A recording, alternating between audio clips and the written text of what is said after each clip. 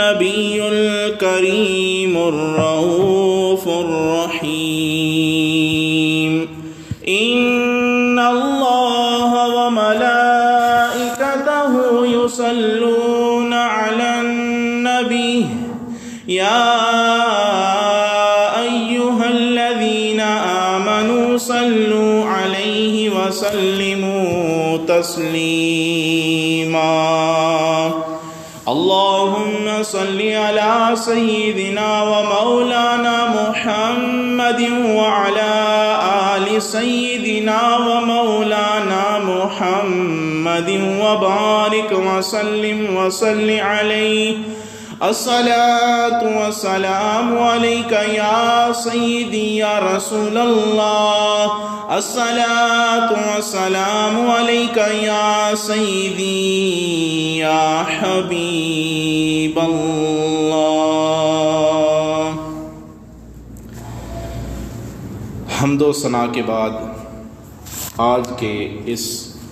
مختصر سے وقت میں آپ کے سامنے سورہ حامیم سجدہ کی آیت نمبر 30 پڑھنے کا شرف حاصل کیا ہے، جس میں خالق کائنات لوگوں کو ارشاد فرما رہا ہے ان الذین قالوا ربنا اللہ، بے شک وہ لوگ جنہوں نے کہا کہ ہمارا رب اللہ ہے، ثم استقاموا، پھر اس پر ڈٹ گئے، پھر اس پر مضبوطی اختیار کی، تتنزل علیہم الملائکۃ، فرشتے ان پر اترتے ہیں اور انہیں یہ مژدہ سناتے ہیں، انہیں یہ پیغام سناتے ہیں اللہ تخافوا ولا تحزنوا، تم خوف زدہ نہ ہونا، تم غم کا شکار نہ ہونا، وابشروا بالجنۃ التی، اور انہیں اس جنت کی خوشخبری سناتے ہیں کنتم توعدون، جس جنت کا وعدہ ان سے کیا گیا تھا، یعنی جس جنت کا وعدہ خالق کائنات نے مومنوں سے کیا تھا، اس جنت کا وعدہ انہیں سناتے ہیں۔ اب یہاں پہ اس آیہ مبارکہ کو اگر دیکھا جائے تو اس آیہ مبارکہ میں اللہ تعالی ہمیں استقامت کا حکم دے رہا ہے، صبر کا حکم دے رہا ہے۔ تو سب سے پہلے ہم یہ جاننا چاہتے ہیں کہ استقامت کا معنی کیا ہے۔ تو علماء لغت اس کا معنی اور مفہوم یوں بیان فرماتے ہیں، استقامت کا معنی ہے سیدھا ہونا، اعتدال، ایک حالت پہ کھڑا رہنا، ایک حالت پہ ٹھہرے رہنا، ثابت قدم رہنا۔ اور استقامت کا اگر سادہ لفظوں میں معنی بیان کیا جائے تو ہے استقامت یعنی سیدھے راستے پر ہمیشہ گامزن رہنا، سیدھے راستے پر ہمیشہ چلتے رہنے کا نام جو ہے وہ استقامت ہے۔ اس کے بعد اگر استقامت کا معنی اور مفہوم مزید ہم واضح کرنا چاہیں تو تفسیر بغوی کا ہم سہارا لیں گے۔ اسی آیہ مبارکہ کے تحت تفسیر بغوی میں علامہ ابو محمد حسین بن مسعود البغوی رحمۃ اللہ تعالی علیہ اس آیت کی تفسیر میں صحابہ کرام اور تابعین عظام اور دیگر اولیاء کرام کے اقوال نقل فرماتے ہیں۔ آپ نے فرمایا سئل ابو بکر الصدیق رضی اللہ تعالی عنہ، اسی آیہ مبارکہ کے تحت کہ سیدنا صدیق اکبر سے سوال کیا گیا، وہ سیدنا صدیق اکبر کہ جو اسلام کے پہلے خلیفہ ہیں، جو حضور علیہ السلام کے غار یار میں بھی یار رہے اور مزار میں بھی حضور علیہ السلام کے ساتھ ہی ہیں، وہ سیدنا صدیق اکبر فرماتے ہیں ان الاستقامت فقال، آپ سے استقامت کے بارے میں سوال کیا گیا تو آپ نے فرمایا اللہ تشرک باللہ شیئا، اللہ کے ساتھ شرک نہ کرنا، کسی اور کو اللہ کے برابر نہ ٹھہرانا، اللہ کی عبادت کرتے ہوئے کسی اور کو اس کا شریک نہ کرنا، یہ استقامت ہے۔ اور یہ استقامت سیدنا صدیق اکبر پہلے خلیفہ اسلام ان کی نظر میں استقامت کی تعریف یہ ہے۔ اور دوسرے خلیفہ حضرت سیدنا فاروق اعظم رضی اللہ تعالی عنہ، آپ کیا فرماتے ہیں کہ استقامت کیا ہے؟ آپ فرماتے ہیں ان تستقیم علی الامر والنہی، آپ فرماتے ہیں کہ جو اللہ تعالیٰ نے حکم دیا ہے اور جن کاموں سے اللہ نے منع کیا ہے اس پر ڈٹ جانا، اللہ کی اطاعت پہ ڈٹ جانا، اور جو نواہی ہیں ان پر بچنے سے ڈٹ جانا، یہ استقامت ہے۔ اور پھر فرماتے ہیں ولا تروغوا ورغان الثعلب، جس طرح لومڑی ہیلے سازی کرتی ہے، بہانے بناتی ہے، کام چوری کرتی ہے، اس طرح کام چوری نہ کرنے کا نام جو ہے وہ استقامت ہے۔ اب تیسرے خلیفہ حضرت سیدنا عثمان رضی اللہ تعالی عنہ بیان فرماتے ہیں اخلصوا العمل للہ، اپنے تمام اعمال میں اخلاص پیدا کرنا اللہ کے لیے، اپنے تمام اعمال کو مخلص بنانا اللہ کے لیے، یہ استقامت ہے۔ اب چوتھے خلیفہ حضرت سیدنا علی رضی اللہ تعالیٰ عنہ بیان فرماتے ہیں عد الفرائض، کہ جتنے بھی فرائض ہیں ان کو ادا کرنے کا نام جو ہے وہ استقامت ہے۔ باقی حضرت سیدنا عبداللہ بن عباس رضی اللہ تعالی عنہ کیا فرماتے ہیں؟ آپ فرماتے ہیں استقاموا علی اداء الفرائض، جتنے بھی فرائض ہیں ان کو ادا کرنے کا نام استقامت ہے۔ یہ تمام اقوال اگر ہم اپنے سامنے رکھیں تو ہمیں پتہ چلتا ہے کہ جو آدمی دین اسلام پر ڈٹ کر عمل کرتا ہے، جتنے اوامر ہیں ان پہ ڈٹ کر عمل کرتا ہے، جتنے نواہی ہیں ان سے اپنے دامن کو بچاتا چلا جاتا ہے، تو وہ آدمی جو ہے وہ صراط مستقیم پر گامزن ہو جاتا ہے، اور وہی آدمی جو ہے وہ استقامت اختیار کرتا ہے۔ اب استقامت اس کی فضیلت بھی بہت بڑی ہے۔ اللہ نے فرمایا ان الذین قالوا ربنا اللہ ثم استقاموا، جو لوگ کہتے ہیں ہمارا رب خدا ہے، ہمارا رب اللہ ہے، ہمارا پالنے والا خالق کائنات ہے، ہمیں دینے والا خالق کائنات ہے، پھر اس بات پہ ڈٹ جاتے ہیں تتنزل علیہم الملائکہ، پھر فرشتے نازل ہوتے ہیں، دنیا میں بھی فرشتے نازل ہوتے ہیں، آخرت میں بھی ان پر فرشتے نازل ہوں گے، قبر میں بھی ان پر فرشتے نازل ہوں گے۔ یہاں پہ علماء نے 3 اقوال ذکر کیے۔ حضرت وکی رضی اللہ تعالیٰ عنہ بیان فرماتے ہیں عند الموت وفی القبر وعند البحث، یعنی 3 جگہ پہ فرشتوں کا نزول ہوتا ہے۔ جب بندہ مومن پوری زندگی استقامت کے ساتھ ایمان پہ ڈٹا رہتا ہے، دین اسلام پہ عمل کرتا رہتا ہے، جب اس کی موت آتی ہے فرشتے اس کے پاس حاضر ہو کر اسے جنت کی خوشخبری سناتے ہیں۔ دوسرا مقام، جب بندہ مومن کو اٹھا کر قبر میں رکھا جاتا ہے، فرشتے اس کا استقبال کرتے ہوئے کہتے ہیں اللہ تخافوا ولا تحزنوا، خوف نہ کھاؤ، غم زدہ نہ ہو، ہم تمہیں جنت کی خوشخبری دیتے ہیں جس جنت کا وعدہ تم سے اللہ تعالیٰ نے کیا ہے۔ اور تیسرا وہ مقام کہ جب اسے قبر سے اٹھایا جائے گا، میدان محشر میں اسے لایا جائے گا، اس وقت فرشتے اس کا استقبال کرتے ہوئے کہیں گے تمہیں ہم اس جنت کی خوشخبری سناتے ہیں جس کا وعدہ تم سے کیا گیا تھا۔ اب ایک اس آدمی کا مقام کتنا ہے جو ساری زندگی دین اسلام کے اوامر پہ عمل کرتا رہا، حضور علیہ الصلوۃ والسلام نے جو احکام بیان کیے ہیں ان پر عمل کرتا رہا، جن چیزوں سے منع کیا ہے ان سے بچتا رہا، تو اس کا اعزاز یہ ہوگا مرتے وقت بھی فرشتے اس کا استقبال کریں گے، قبر میں رکھتے ہوئے بھی فرشتے اس کا استقبال کریں گے، اور یوم حشر کے دن جب اٹھایا جائے گا فرشتے پھر بھی اسے خوشخبری دیتے ہوئے اس کا استقبال کریں گے۔ اسی تفسیر بغوی میں فرماتے ہیں کہ اسے کوئی خوف نہ ہوگا، یعنی جو کچھ دنیا کی زندگی میں اس نے اپنا نامہ اعمال آخرت کے لیے جمع کیا تھا اس کا اسے خوف نہیں ہوگا اور اسے غم نہیں ہوگا، یعنی پیچھے بیوی یا بچے یا پیچھے جتنا بھی خاندان وہ چھوڑ کے آیا ہے اس کا کوئی اسے غم نہ ہوگا۔ پھر کیا؟ پھر اللہ تعالیٰ فرماتا ہے وَأَبْشِرُوا بِالْجَنَّةِ الَّتِي كُنْتُمْ تُوعَدُونَ، اسے اس جنت کی خوشخبری فرشتے دیں گے، اس کی جنت کی بشارت اسے دیں گے جس کا وعدہ اس سے کیا گیا تھا۔ اور کب دیں گے؟ اور یہاں تک کہ علماء نے یہ لکھا کہ جب اسے اٹھایا جائے گا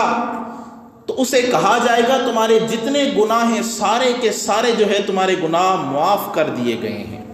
تو جب وہ یہ بات سنے گا تو یہ بات سننا بھی اس کے لیے ایک خوشخبری ہوگا۔ اس کے علاوہ استقامت کی اور بھی تعریفیں محدثین نے مفسرین نے بیان فرمائی ہیں۔ مفسر قرآن قتادہ بن دعاء تابی رضی اللہ تعالیٰ عنہ بیان فرماتے ہیں استقاموا علی طاعت اللہ، اللہ تعالیٰ نے جو حکم دیا ہے اس کی پیروی کرتے ہوئے ڈٹ جانا، یہ جو ہے وہ استقامت ہے۔ اور حضرت سیدنا قتادہ رضی اللہ تعالیٰ عنہ جو صحابی رسول ہیں، وہ اپنی دعاؤں میں ہمیشہ استقامت کی دعا کیا کرتے تھے، یا رب العالمین مجھے ہمیشہ دین پہ ثابت قدم رکھنا، مجھے ہمیشہ جو تیرے احکام ہیں ان پر عمل کرنے والا بنانا۔ یوں دعا کیا کرتے تھے، اللہم انت ربنا، اے خالق کائنات تو ہی ہمارا پالنے والا، تو ہی ہمارا رب ہے، فرزقنا الاستقامت، مجھے استقامت عطا فرما دے، یعنی اپنی اطاعت والا جذبہ مجھے عطا فرما دے، ایسا جذبہ کہ جہاں پہ اللہ تعالیٰ نے حاضر ہونے کا حکم دیا ہے وہاں سے کبھی غائب نہ ہوں، اور جہاں پہ اللہ تعالیٰ نے غیر حاضر ہونے کا حکم دیا ہے وہاں کبھی میں حاضر نہ ہوں۔ تو یہ ہے استقامت کا مفہوم، جس کو حضور ضیاء الامت رحمۃ اللہ تعالیٰ علیہ نے بھی تفسیر ضیاء القرآن میں بھی بیان فرمایا ہے کہ تقویٰ کی ایک سیڑھی جو ہے وہ استقامت ہی ہے، کہ آدمی جو ہے وہ نیکیوں پہ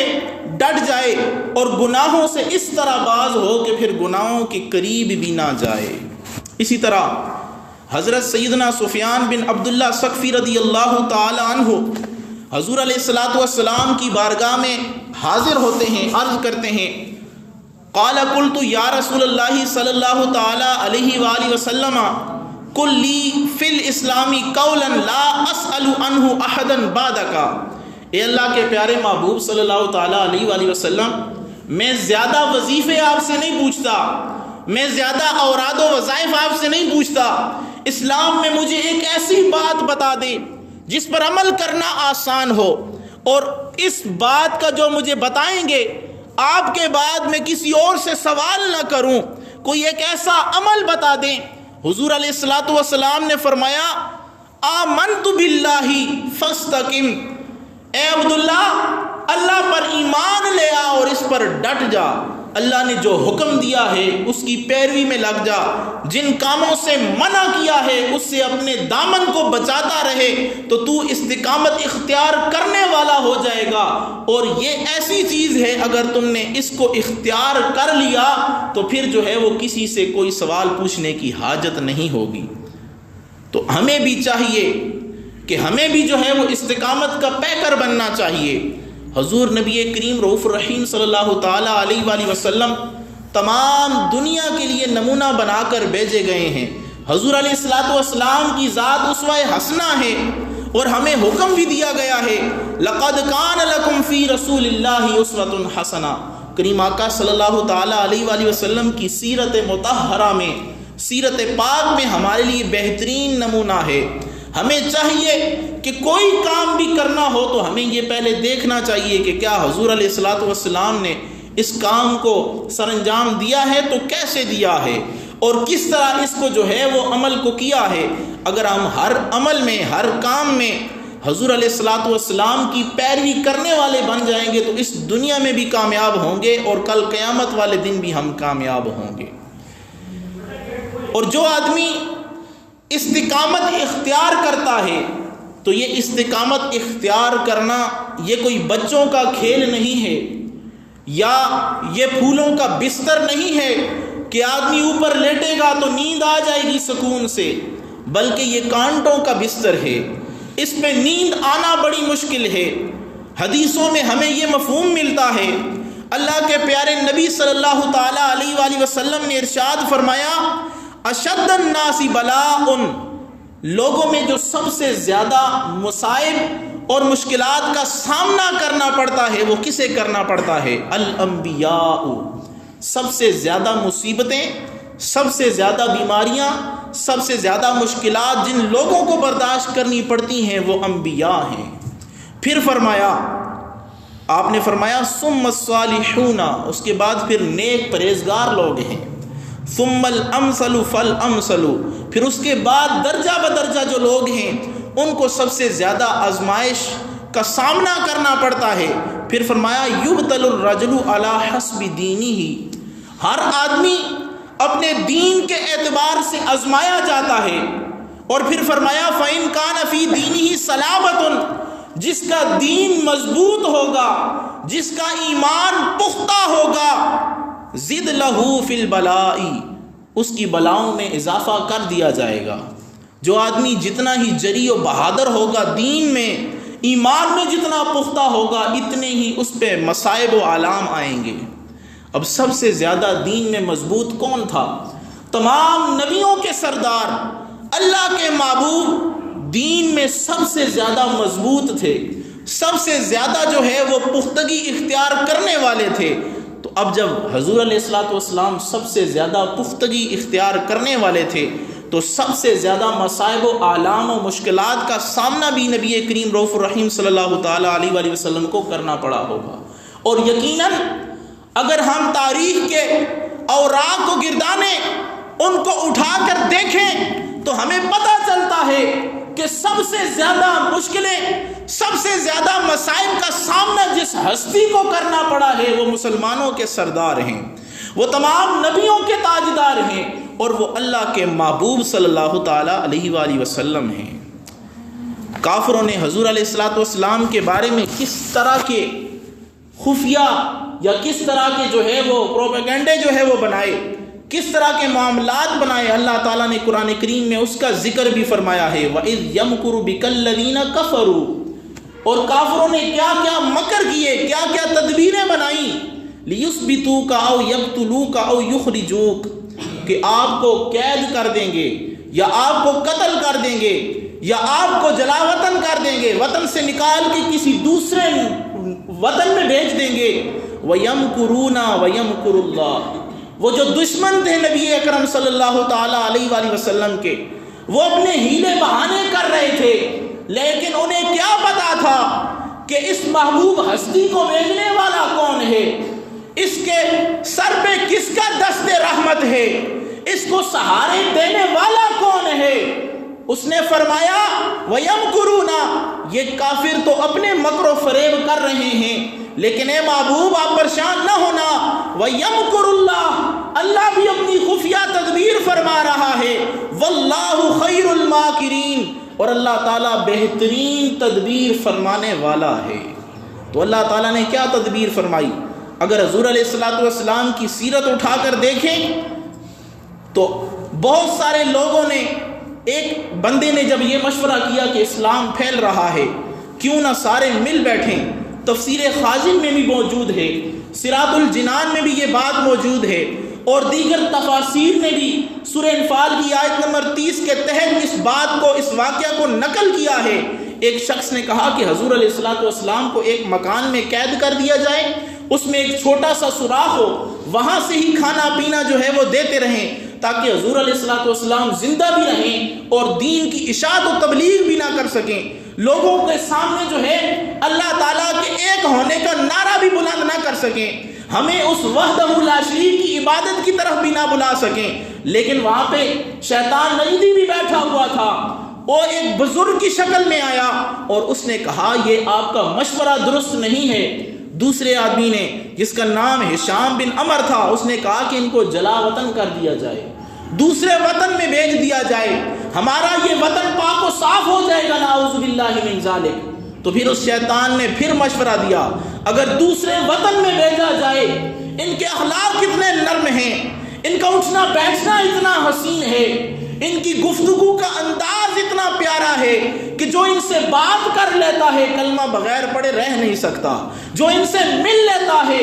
اس کے اخلاق کریمہ اتنے حسین ہیں کہ وہ اپنا تن من دھن سب کچھ قربان کرنے کے لیے تیار ہو جاتا ہے۔ شیطان نے اسے کہا یہ مشورہ بھی درست نہیں ہے۔ اب تیسرا شخص ابو جہل بیٹھا ہوا تھا، اس نے کہا کہ ہر خاندان میں سے ایک نوجوان کھڑا ہو اور وہ جو ہے وہ حضور علیہ الصلوۃ والسلام کو نعوذ باللہ من ذالک قتل یعنی شہید کر دے. اور اس طرح حضور علیہ الصلوۃ والسلام کے جو رشتہ دار ہیں وہ ہم سے بدلہ بھی نہیں لے سکیں گے. اگر وہ بدلہ لینے کی کوشش کریں گے تو ہم کہیں گے کہ ہر قبیلے کے ایک ایک فرد ملا ہوا تھا, اب وہ ہر قبیلے کے ساتھ جنگ نہیں کر سکیں گے, ہمارا کام بھی ہو جائے گا اور وہ بھی ہمارا کچھ نہیں بگاڑ سکیں گے. شیطان نے کہا اس نے بہت ہی اچھا مشورہ دیا ہے. اب رات کو یہ سارا فیصلہ ہو گیا, میٹنگ ہو گئی, لیکن انہیں کیا پتا تھا وہ ایک خفیہ تدبیر کرنے والا بھی ہے, جو دلوں کے راز بھی جانتا ہے, جو تنہائی میں بیٹھے ہوئے سوچ و بچار پہ بھی نظر رکھنے والا ہے. وہ ہستی, وہ قدرت, حضور علیہ الصلوۃ والسلام کی حفاظت فرمانے والی ہستی وہ اللہ تعالیٰ کی ذات ہے. حضور علیہ الصلوۃ والسلام کو حکم ہوا کہ جب آپ گھر سے نکلیں گے حضرت علی کو حکم دیجئے گا بستر پہ لیٹ جائیں, اور آپ جب گھر سے نکلیں تو اپنے ہاتھ میں کنکروں کی ایک خاک بھر لیں, اور جب دشمن آپ کے دونوں طرف ہوں وہ خاک مٹھی جو تھی اس کو پھینکیں. حضور علیہ الصلوۃ والسلام گھر سے نکلے, آیت پڑھتے ہوئے نکلے, انا جعلنا فی اعناقہم اغلالا. حضور علیہ الصلوۃ والسلام نے یوں جو ہے وہ مٹھی پھینکی, اس مٹھی کا اثر اتنا ہوا کہ حضور علیہ الصلوۃ والسلام ان کے بیچوں بیچ نکل گئے, لیکن کسی کو جو ہے وہ کانوں کان خبر نہیں ہوئی کہ ہمارے ہاں سے کوئی آدمی نکلا ہے. اللہ نے اسی وجہ سے فرمایا یا ایھا الرسول بلغ ما انزل الیک, اے اللہ کے پیارے محبوب, اے سونے مکھڑے والے, اے سونیاں زلفاں والے, خوبصورت لباس پہننے والے, اچھے اخلاق اپنانے والے, لوگوں کو جنت کی طرف دعوت دینے والے, دوزخ سے منع کرنے والے, رشتہ داروں کے ساتھ اچھا سلوک کا لوگوں کو جو ہے اس کی طرف مائل کرنے والے, بلغ ما انزل الیک, جو آپ کی طرف نازل ہو رہا ہے, بلا خوف و خطر لوگوں کو وہ پیغام پہنچاتے رہیں, من ربک, جو نازل ہو رہا ہے وہ کسی عام ہستی کی طرف نہیں, تمہارے پروردگار کی طرف سے نازل ہو رہا ہے. وَإِن لَّمْ تَفْعَلْ فَمَا بَلَّغْتَ رِسَالَتَهُ وَاللَّهُ يَعْصِمُكَ مِنَ النَّاسِ. اگر آپ ایسا نہیں کریں گے تو اللہ تعالیٰ اپنا پیغام پہنچا کے ہی رہتا ہے. پھر فرمایا یعصم وَاللَّهُ يَعْصِمُكَ مِنَ النَّاسِ, لوگوں کی پرواہ نہیں کرنا, لوگوں سے حفاظت فرمانے والا وہ اللہ ہے, وہ اللہ آپ کی حفاظت فرمائے گا. لوگ یہاں پہ قتل کی سازشیں بنا رہے ہیں اور اللہ تعالیٰ وہاں پہ حضور علیہ الصلوۃ والسلام کے دین کا پرچم بلند کرنے کے لیے خفیہ تدبیر بنا رہا ہے. اللہ تعالیٰ نے کس طرح اپنے حبیب صلی اللہ تعالیٰ علیہ وآلہ وسلم کی عزت, آپ کی شان آن بان کو کس طرح لوگوں میں پھیلایا, یہ دشمن سوچ بھی نہیں سکتے تھے. اس کے بعد حضور علیہ الصلوۃ والسلام پہ جتنے بھی مشکل وقت آئے آپ نے اللہ تعالیٰ کا سہارا لیا. ہر وقت سب سے پہلے جسے صدا تھی وہ خالق کائنات کا دروازہ تھا. سب سے زیادہ بلاؤں, سب سے زیادہ مشکلات اور سب سے زیادہ آلام کا جسے جو ہے وہ برداشت کرنا پڑا وہ حضور علیہ الصلوۃ والسلام کی ذات تھی. اور قربان جائیں حضور علیہ الصلوۃ والسلام کے سینہ مبارک کو اللہ تعالیٰ نے سمندروں سے زیادہ وسعت عطا فرمائی تھی, پہاڑ سے زیادہ اللہ تعالیٰ نے آپ کو استقامت عطا فرمائی تھی. اس وجہ سے ایک شخص جس کا نام حویرث بن حارث ملتا ہے, تفاسیر کی کتب میں آتا ہے کہ حضور علیہ الصلوۃ والسلام کہیں سفر کر رہے تھے, راستے میں ایک درخت کے نیچے حضور علیہ الصلوۃ والسلام نے آرام کرنے کے لیے وہاں پہ محو استراحت ہوئے, اپنی تلوار درخت کے ساتھ لٹکائی. وہ شخص آیا, اس نے وہ تلوار اٹھائی, حضور علیہ الصلوۃ والسلام کی گردن مبارک پہ رکھی اور رکھ کے کہنے لگا من یعصمک منی یا محمد صلی اللہ تعالی علیہ وآلہ وسلم, اے لوگوں کے محمد, اے اللہ کے محبوب, آج تمہیں مجھ سے کون بچائے گا. اسے کیا پتا تھا تلوار تو اس کے ہاتھ میں ہے, لیکن چلانے کی قدرت اس ہستی کی طرف سے اجازت ہوتی ہے. تلوار تو اس کے ہاتھ میں ہے, لیکن اس کے ہاتھ کی رگوں میں جو خون گردش کر رہا ہے وہ اللہ کی بارگاہ سے اجازت لے کر گردش کرتا ہے. اسے کیا پتا تھا کہ قرآن کریم میں یہ پیغام ہے واللہ یعصمک من الناس, لوگوں سے حفاظت کرنے والی جو ذات ہے وہ اللہ تعالیٰ کی ہے. جب حضور علیہ الصلوۃ والسلام کی پیاری آنکھیں کھلیں, یاد رکھیے گا مفسرین نے, محدثین نے, کتب احادیث اور تفاسیر میں لکھا ہے کہ حضور علیہ الصلوۃ والسلام کی آنکھیں سوتی ہیں، دل جاگتا رہتا ہے۔ ہم سو جائیں ہمارا وضو ٹوٹ جاتا ہے، حضور علیہ الصلوۃ والسلام سو جائیں حضور علیہ الصلوۃ والسلام کا وضو نہیں ٹوٹتا۔ وہ بشر ہیں لیکن افضل البشر ہیں، وہ ہمارے جیسے انسان ہیں، ہماری جیسی تو آنکھیں ہیں، ہم جیسے تو ہاتھ ہیں، ناک ہے، زبان ہے، بال ہے، لیکن ان کی شان وراء الورا ہے، اور انسان ان کی شان سمجھ نہیں سکتا۔ ہمیں پسینہ ہے، بدبو آتی ہے، حضور علیہ الصلوۃ والسلام کا پسینہ بھی عطر و عنبر بنتا ہے۔ ہم جس راستے سے گزر جائیں پسینے کے ہلے آتے ہیں، حضور علیہ الصلوۃ والسلام جس راستے سے گزرتے ہیں لوگ وہاں کی خوشبوئیں سون کے راستوں کا پتہ لگا لیتے ہیں۔ اب اسے کیا پتا تھا تلوار اٹھائی ہوئی ہے، اسے کیا پتا تھا اس کی حفاظت کرنے والی ذات اللہ تعالیٰ کی ذات ہے، واللہ یعصمک من الناس۔ جب اس نے پوچھا کہ آپ کو کون مجھ سے بچائے گا، حضور علیہ الصلوۃ والسلام نے ایک جملہ کہا، اللہ۔ پتہ چلا اگر پوری زندگی استقامت پہ گزری ہو، ساری زندگی اخلاص کے ساتھ اعمال کیے ہوں، ساری زندگی اللہ کی اطاعت میں گزری ہو، نافرمانیوں سے بندہ بچتا رہا ہو، تو اس کا ایک مرتبہ اللہ بھی کہنا اللہ کی بارگاہ میں قبول ہو جاتا ہے۔ جب اللہ کے حبیب نے کہا اللہ، اس کے ہاتھ کانپنا شروع ہو گئے، تلوار گر گئی۔ حضور علیہ الصلوۃ والسلام نے اس کی گردن پہ تلوار رکھی، بتا اب تجھے کون بچائے گا مجھ سے؟ اس نے کہا اب تو کریم ابن کریم ہے۔ پھر حضور علیہ الصلوۃ والسلام نے اسے معاف کیا، اس نے کلمہ پڑھ لیا۔ اسی طرح صحابہ کے بڑے ہمیں واقعات ملتے ہیں، اولیاء کے ہمیں بڑے واقعات ملتے ہیں۔ اگر ہم سب کو فردن فردن بیان کرنا چاہیں تو نہیں کر سکتے، صرف آپ کو استقامت کے بارے میں ایک دو چیزیں بتاتا چلوں کہ جو آدمی استقامت اختیار کرتا ہے، اور استقامت کیا تھا؟ استقامت یہ تھی استقاموا علی طاعت اللہ، اللہ تعالیٰ کی اطاعت میں اپنی ساری زندگی بسر کر دینے کا نام جو ہے وہ استقامت ہے۔ اس کا ثواب بہت ہے۔ ایک جگہ پہ فرمایا عظم الجزائی مع عظم البلا، کہ جتنی بڑے بڑے مصائب و آلام آتے ہیں، جتنی بڑی بڑی مشکلات آتی ہیں، آدمی کے ثواب میں بھی اتنا ہی بڑا اضافہ ہوتا ہے۔ اور پھر فرمایا ان اللہ اذا احب قوما ابتلاءهم، جب اللہ تعالیٰ کسی قوم سے محبت فرماتا ہے